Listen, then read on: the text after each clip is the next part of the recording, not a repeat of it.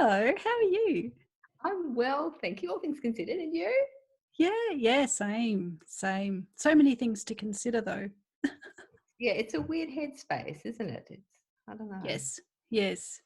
And I haven't even met you before. My name's Anna and you are Catherine. And Yes, do we pronounce your surname Kovacic? you can pronounce it that way, or Kovacic. No, gosh, Kovacic? it's one of those names. You go Kovacic. 100 kilometres in any direction from that local area, and they pronounce it differently. So what Okay. you just said is perfect. 100 kilometres that way. I think it should be however you would like it to be said. So we'll go. And we have sort of met through our mutual friend Rob, who told me about your book being upset by the Yes. virus. Well, yes, aren't we all? The launch was to be in April, so the book's actually coming out on March the 31st. And, of course, like so many other authors, everything that was planned has just gone by the wayside. But, first world problems, we've all got a lot more to consider at the moment. It's just going to be weird, having nothing going on. Yeah. Do you have a copy of it there? I do somewhere here. Hang on, sorry. Rude. Ah, Yeah. that's beautiful. I'm looking in the camera so I can get a freeze frame for later. Wow. And you can really see there that there's an art history element going on. She says as a segue. Smooth. That's as professional as I get. So tell me about your novel.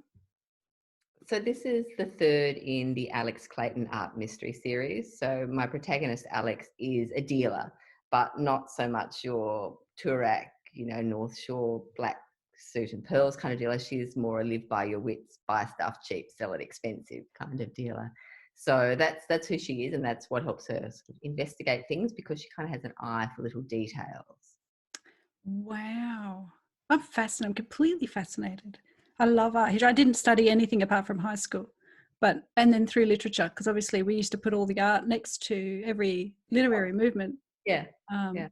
but with no excuse to really analyze it because we had no ability and knowledge and framework. So that just sounds fascinating. And so when are Yeah, they set time-wise? sort of early 2000s. So Yep. the first one in the series, The Portrait of Molly Dean, kind of locked me into a time frame because I needed people to still be alive from the 1930s. So Oh, yeah. yeah, so Mm. that series just around the 2000 thing. So that sort of locked me back, which kind of works well because not so much in the way of mobile phones and digital technology, but it also kind of does my head in because it was all changing so fast at that point. So I think, okay, she's picking up the phone. What on earth did the phone look like? It's like, And it's being so close, and yet it is very far technologically. That's it. What an interesting problem. I've discovered that there's the Telstra Museum, and it's staffed by all these, these old volunteers who just ask a question and then just sort of just like, so the information just comes at you. There. So who's your ideal reader or buyer? Well, they're sort of cozy crime, so there's never blood splatter up the walls unless it was an art installation, in which case, maybe it could It's happen. But so I'm not out there to give people super gore. And there's probably not actually too much swearing, because I guess again in that art world she swears, over there in the corner, but when she's presenting herself you kind of have to bite your tongue a little bit, don't you, and make all the right sounds, and no matter what that's you're looking at. It's gorgeous stuff. brilliant. Gorgeous. I love it. So what's your favorite period of art in history? Is that how you phrase that? Yeah, that works. Oh gosh, I'm sort of all over the place. I tend to be more artist than periods, because I think there's always something interesting to find wherever you are. But I guess Australian art, I like early 20th century, and I'm particularly interested in the women artists from that period Mm, who you don't tend to see quite as much. Surprise. yeah. But yeah, Surprises. that's that sort of transition into modernism is really interesting, I think. That's great. I actually don't have anything really intelligent to say in return because I don't know enough about art history. I should have led you down a different path, shouldn't I? Look, so I actually transitioned from veterinary science to art history. So I went through this whole thing, and so I'm really interested in animals in art and their representation of animals. And I just went through this whole bit, like the art people were like really, oh, you're the vet. And then animals, because no one cares about animals in art because they're always, they're just like in the I haven't heard a corner. lot No, about more than, is there kitsch overtone to people well, wanting their own animals? Portraits is the most that I see sure, of but animals. you know that dogs playing poker thing? So that's an Yeah. oil painting from 1910, 1915, and it was actually for a cigar advertising thing. But wow, how cool is how everybody, you can mention that painting, it's like, yeah, the dog's playing poker. Totally know it. And it sold for Absolutely. one of the paintings in the series sold for over $250,000 US a year or two ago. So yeah, dogs. Wow. And that's what I most art love that. historians thought I was studying when I first started doing art history. And But I found and with anyone who's done PhD knows there's another really weird segue. I'm having an interesting afternoon. Is that if you find one thread through to focus on, you can track so much through periods. So if you're looking at the animals and how they change in representation and the way domesticated or not domesticated, and then you can track the whole world's evolution over time through that one thread, and you just keep pulling. I love that idea. Absolutely right. And then, I mean, the nice thing about animals, way outside my realm, but you can go back to cave painting with animals and then we're right through the history of art from that point. So and gods, the deities as animals. Look, now I'm off on a tangent. See, it happens. See how it caught you. I can see. I know, right? See, you saw what I did there, right? I love that. And so, what dogs do you have? This is not book related. Giant dogs. So I have a Russian wolfhound, which are the best described as the Art Deco dogs, the ones with the sort of long pointy nose. And I have a Scottish deerhound who's asleep on the floor here. I don't know. Come up here. Oh, a well-behaved dog that we're now going to wake up. I love it. I'm afraid it's just not interesting enough. I was going to say, my dog that's barked through nearly every video this week is now silent.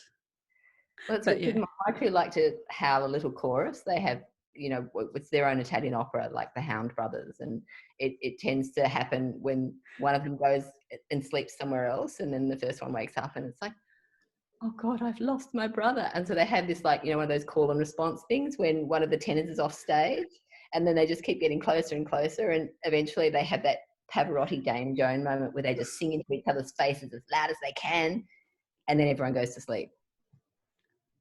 That's amazing. That's amazing. I have a King Charles Cavalier that barks when a leaf falls in the wrong place. Okay. And then a golden retriever who was kind of born an old man and who barely says a word, but occasionally will decide to bark, and it's always one big woof. But if he does that, then Teddy just goes crazy because he's like, if even Buddy's upset, then I really need to be upset. And he has no idea what about. And it really is quite funny. They're very much the big brother and little brother syndrome. So you think like Buddy's messing with the cabbie's head? I think Buddy would really rather if Teddy didn't exist.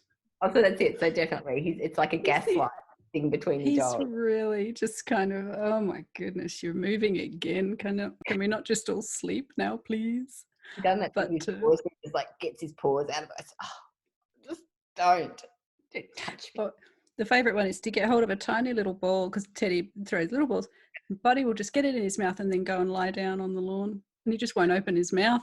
And Teddy's all around him, give me my ball back. And Buddy just lies there with his jaws shut because he just can't get it out. He does. He messes with him. He really does. The whole gaslight thing's been going on in your house for ages. And Buddy's very well trained. We trained him, and I was really into it at the time.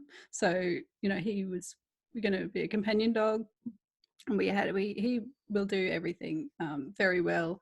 And Teddy is the very typical small dog syndrome of, I just wanted a lap dog. And we didn't really train him as much because he can't really hurt the kids. He's smaller.